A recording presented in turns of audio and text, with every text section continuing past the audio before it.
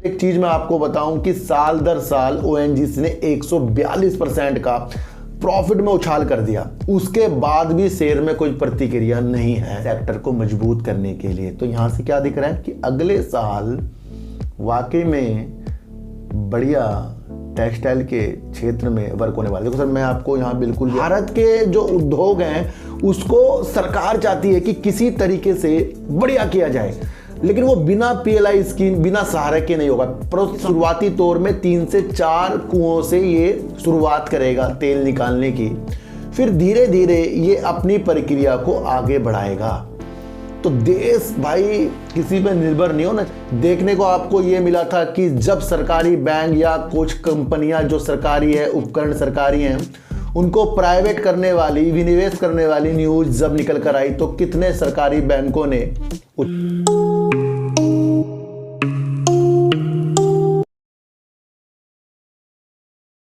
नमस्कार, मैं स्वागत करता हूं आपका अपने ही चैनल पर जिसका नाम है सार्थक बाजार से।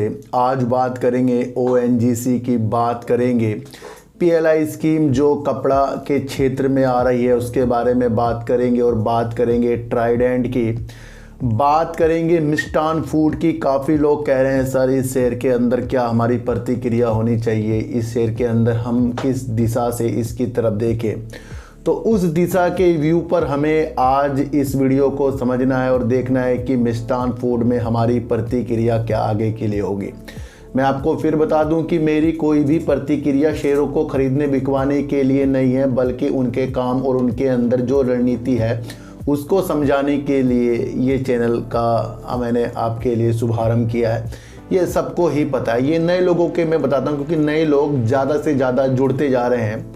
और मैंने आपको एक चीज़ बताया था कि अगर आपके पास दूसरा अकाउंट नहीं है, जिसके पास है तो वो कोई बात नहीं, अगर जिसके पास नहीं है तो वो एक दूसरा अकाउंट ज़रूर खोले और उसके अंदर लोन के लिए अपने शेयरों के रखने की एक चीज़ होती है जिसकी वजह से हम मार्केट में छा जाएंगे, क्योंकि पहले अकाउंट में हमारा दिल बहुत विचलित हो जाता है। तो लिंक डिस्क्रिप्शन में एंजल वन का, वहाँ से आप अकाउंट खुलवा सकते हैं। उसके अंदर आप अच्छे और जो आपको अच्छे लगते हैं वो सारे शेयरों को रखिए और रणनीति उसकी लंबी हमें बनानी पड़ेगी।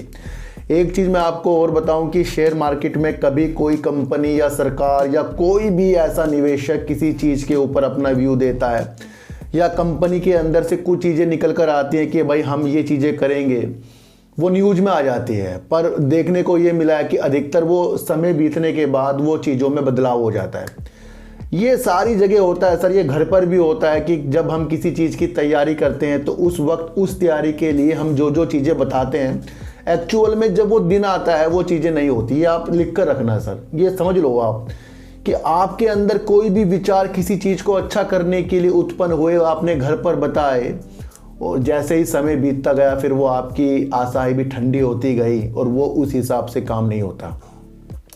ये हर एक जगह होगा, आपका बिजनेस हो, आपके घर के रिश्ते हो, हर जगह होगा। जहाँ हम कुछ कह देते हैं वो आगे जाकर 80% तक के आपको देखने को मिलेगा बातें हो जाती हैं और 20% कभी किसी कारण से कुछ चीज़ें टल जाती हैं। ये सारी विशेषताएं शेयर मार्केट में भी चलती हैं और इस मार्केट की वजह ये है, अगर आप इसको जानो तो जो न्यूज़ एक्चुअल में अभी आ रही है वो अभी की तरह रिएक्ट डालती है। देखने को आपको ये मिला था कि जब सरकारी बैंक या कुछ कंपनियां जो सरकारी है, उपकरण सरकारी हैं, उनको प्राइवेट करने वाली, विनिवेश करने वाली न्यूज़ जब निकल कर आई तो कितने सरकारी बैंकों ने उछाल करके दिखाए थे।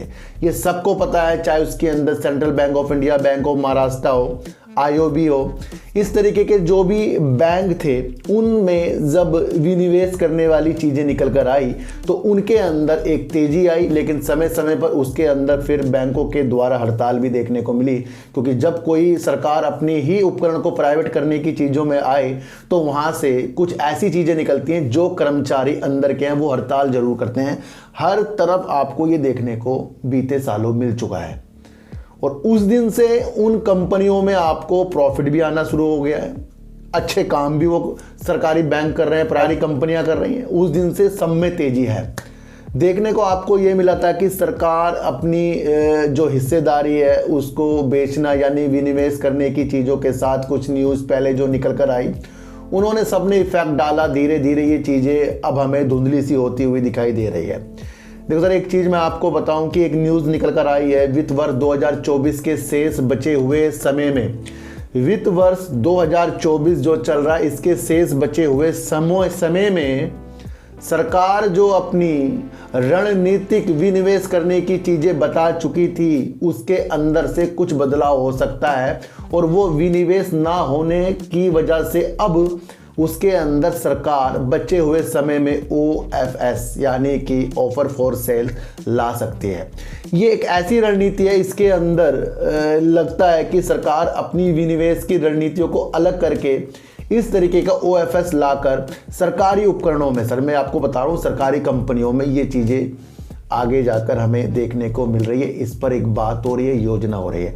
तो अपने दिमाग में डालो कि जितनी भी सरकारी कंपनियां हैं जो उछाल भी कर चुकी है, जो संकट में भी हैं, जिसके अंदर से सरकार अपना विनिवेश करना चाह रही थी, उसके अंदर अब आपको फिर से एक रौनक के बाहर देखने को मिलेगी। लेकिन एक समय समय पर यह भी चीज़ समझनी है कि OFS फिर किस माध्यम से आएगा। मैं यहाँ किसी भी शेयर का नाम नहीं ले रहा हूँ, और जो न्यूज है उसमें भी किसी शेयर का नाम नहीं है। उसमें यह है कि सरकार ने जो अपना विनिवेश करने की इरादे पहले जो जताए थे उसके अंदर अब बदलाव करके विनिवेश की चीज़ों को अब OFS की चीज़ों के साथ बदलना, ये रणनीतिक चीज़ें आगे जाकर होगी, और वो होगी वित्त वर्ष 2024 के शेष टाइम में।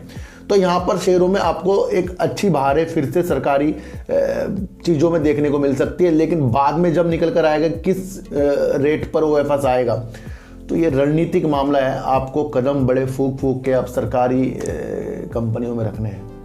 ये मैं इसलिए बता रहा हूँ सर, ये न्यूज़ कुछ लोगों को नहीं समझ में आएगी, और जो इस न्यूज़ को समझेंगे कि जो सरकार विनिवेश करने की चीज़ों के साथ ही अब उसके अंदर OFS आएगा, तो OFS जब तक एक तो है विनिवेश की, भाई किसी प्राइवेट कंपनी को देगा, भाई ये उठाओ, ये बेचना है हमें, है ना सर।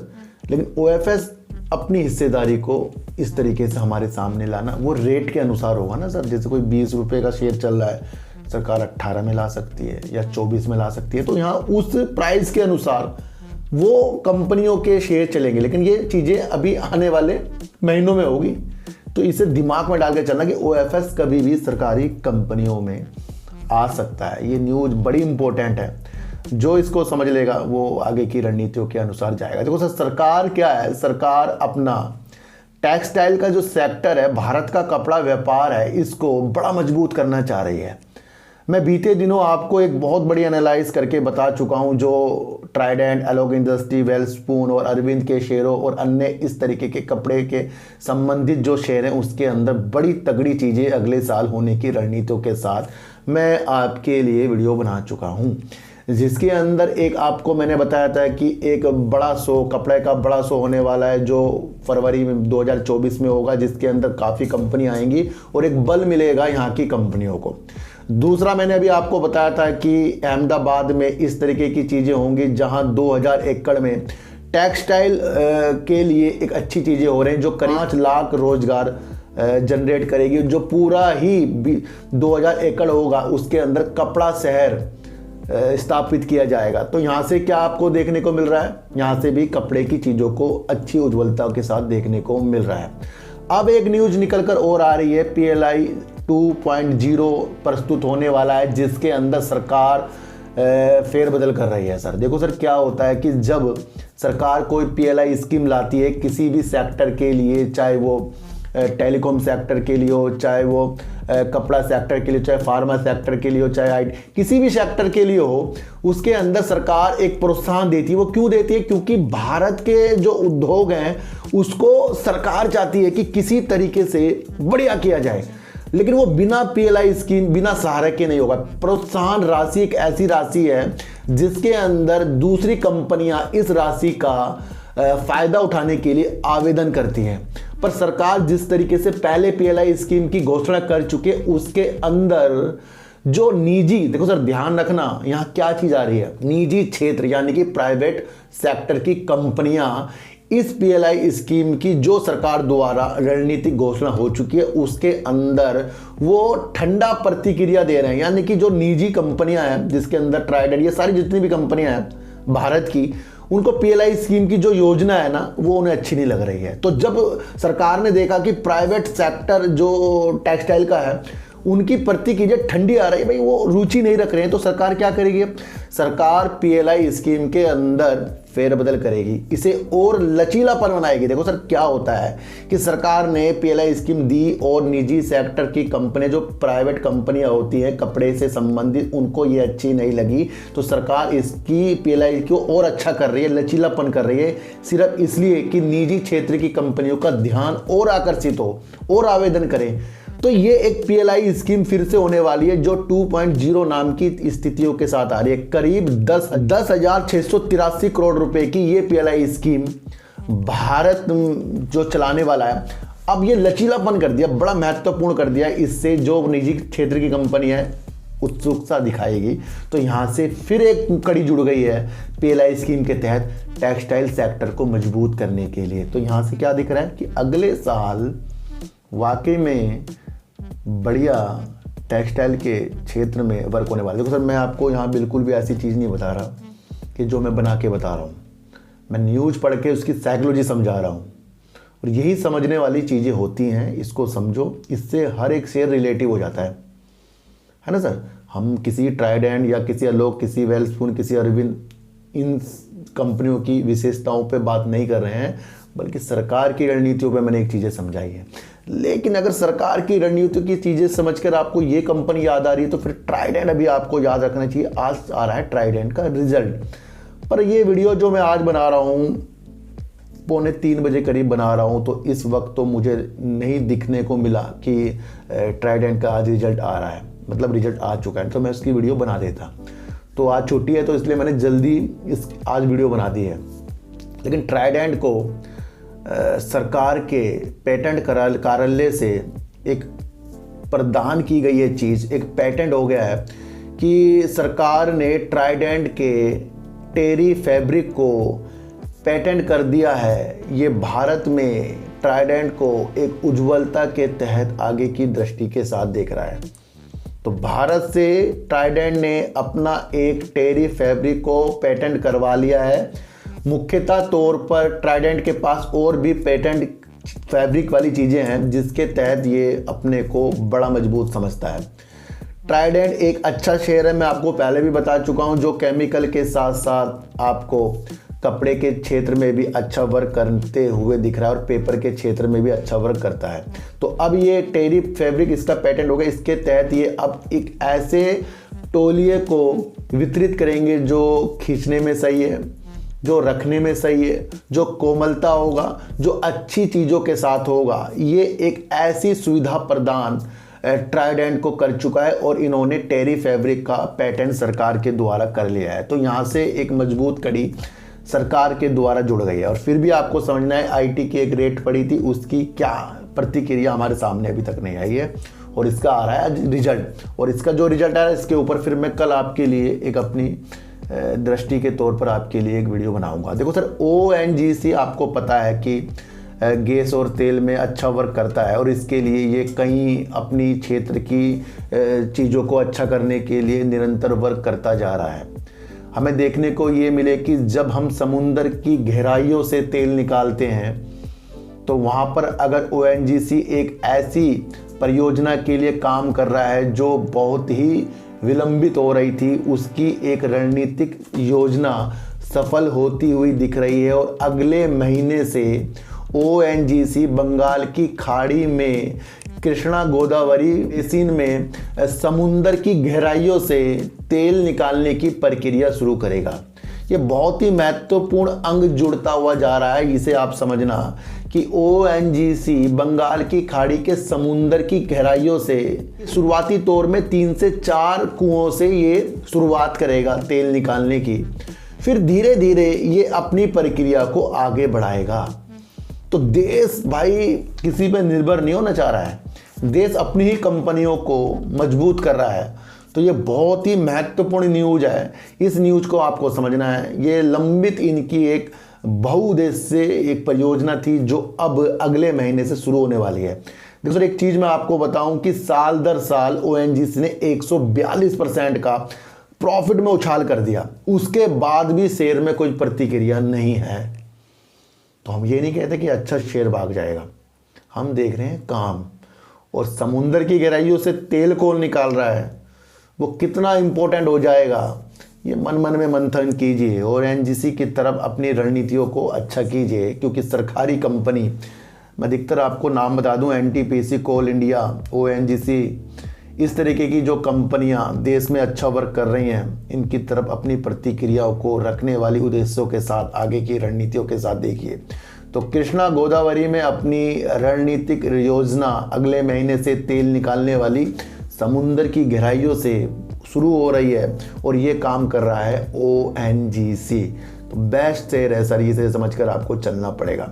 अब बात करेंगे मिष्टान फूड की। देखो सर, मिष्टान फूड में लगातार मेरे पास काफ़ी कमेंट आए, सर इसके ऊपर वीडियो, इसके ऊपर वीडियो, और इसके ऊपर वीडियो मैं पहले भी बना चुका हूँ, फिर आज इस दोबारा से आपके लिए ये वीडियो मैं प्रस्तुत कर रहा हूँ। इसे हमें समझना है और अपने लालच को थोड़ा दूर रखकर अपनी रणनीतिक इंद्रियों को जगाना है।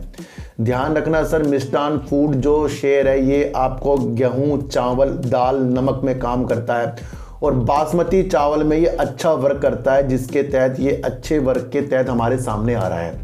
कंपनी तीसरे पक्ष से, यानी कि तीसरा कोई पक्ष होता है, उससे दालें और नमक खरीद कर फिर बेचती है।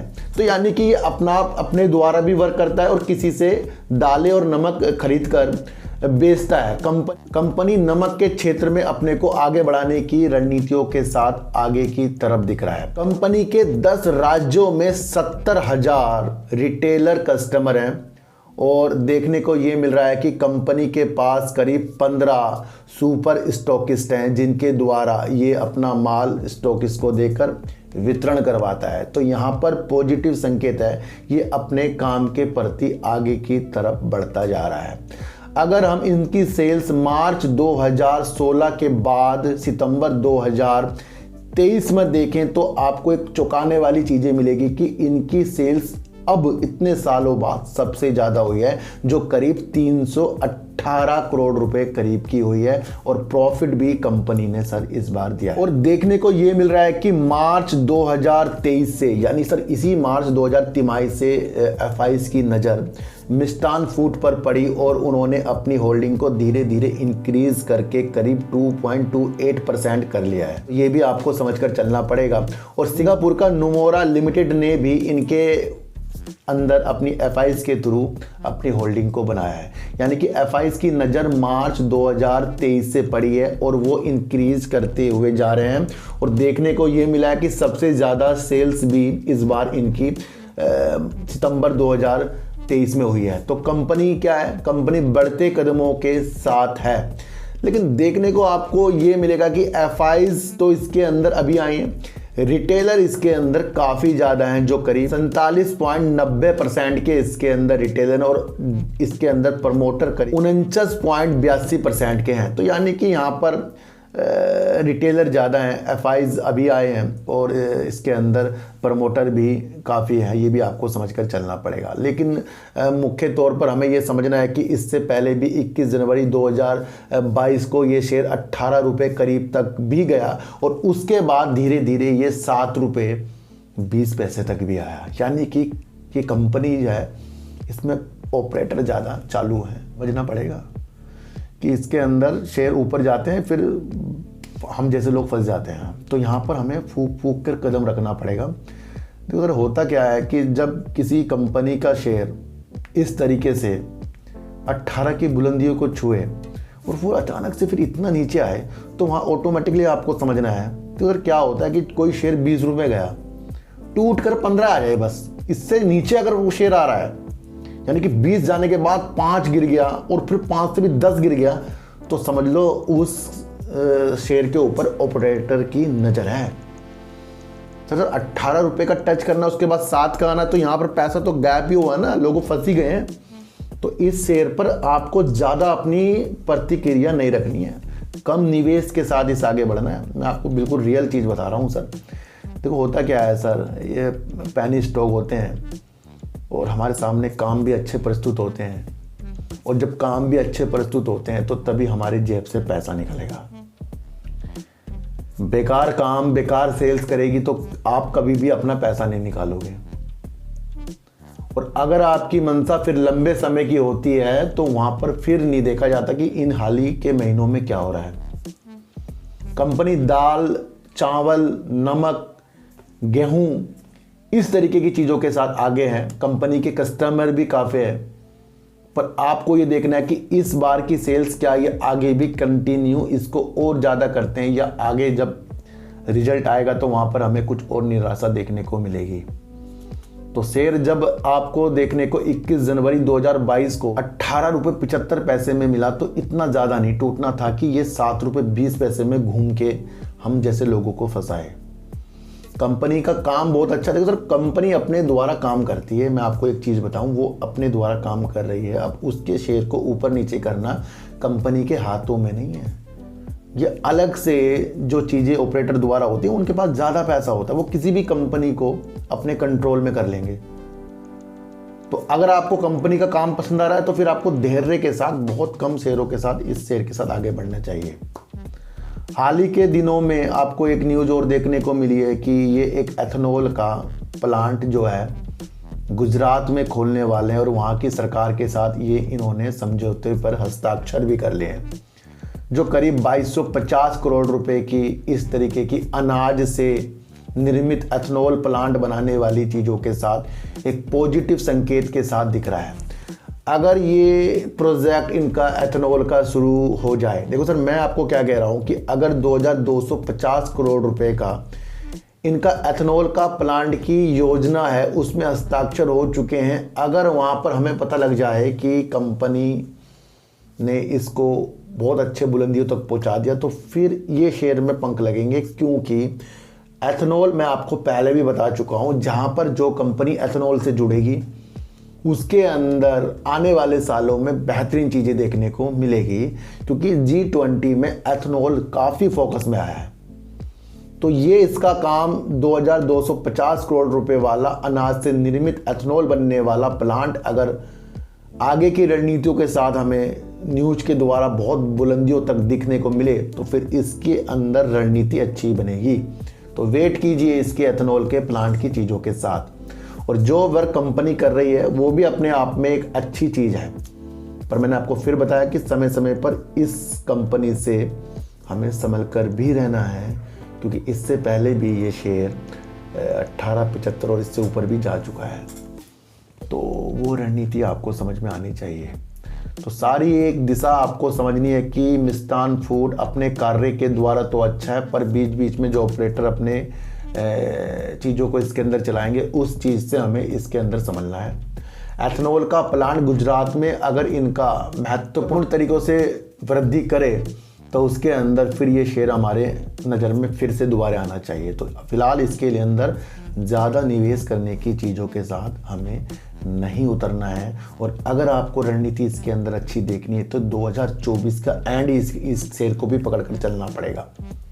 ONGC ने बंगाल की खाड़ी में अपनी एक परियोजना अगले महीने से शुरू करने वाली चीज़ों के साथ हमें बताया, जिसके अंदर समुंदर की गहराइयों से तेल निकाला जाएगा। और वो एक ऐसी चीज़ है जो हमें बता रहा है कि ये अभी 3 से 4 कुएं पर काम करेगा, उसके बाद और धीरे धीरे अपने तेल वाले कुएं को बढ़ाएगा, जिसके अंदर देश प्रगति की ओर जाएगा। और जब देश प्रगति की ओर जाएगा, कंपनी ऑटोमेटिकली अपने आप मजबूत हो जाएगी। कपड़ा व्यापार में PLI स्कीम को और लचीलापन बनाने के लिए निजी क्षेत्र की कंपनियां, प्राइवेट सेक्टर की कंपनियां को आगे बढ़ावा देने के लिए सरकार PLI स्कीम में बदलाव कर रही है, जो एक महत्वपूर्ण चीज़ हमारे टेक्सटाइल की चीज़ों के साथ हो सकती है। ट्राइडेंट ने अपना एक फैब्रिक पेटेंट भारत से करवा लिया, जो इसको और एक मजबूत कड़ी से जोड़कर जा रहा है। उसका रिजल्ट आने वाला है, उसकी प्रतिक्रिया भी हम आगे आपको देखने को बनाएंगे। सरकार जिस तरीके से पहले रणनीतिक विनिवेश करने की स्थितियों में आया था, उसके अंदर वित्त वर्ष 2024 के शेष बचे समय में सरकार OFS ला सकती है। ये योजना पर बात हो रही है। इस तरीके की न्यूज़ निकल कर आई है, इसे बड़ी गहराई से आपको समझकर चलना पड़ेगा। फिर भी अपने लालच को कम करते जाइए, पैसे कमाते जाइए और अपनी इच्छाओं को अपने द्वारा कंट्रोल कीजिए और देखते रहिए कि एनालाइज अगर हम करना सीख जाएं तो हर शेयर से हमें वो चीज़ें मिल जाती हैं जिसके उपलक्ष्य में हम उसे बेच या उसमें रह सकते हैं। तो सर चींटी को हटा दीजिए, गाय को रोटी दीजिए और अपने बच्चों को ज़्यादा से ज़्यादा प्यार कीजिए, क्योंकि बच्चे ही आपकी मासूमियत से किस्मत पलटेंगे। तो फिर मिलेंगे आपसे नई वीडियो के साथ, जब तक के लिए नमस्कार।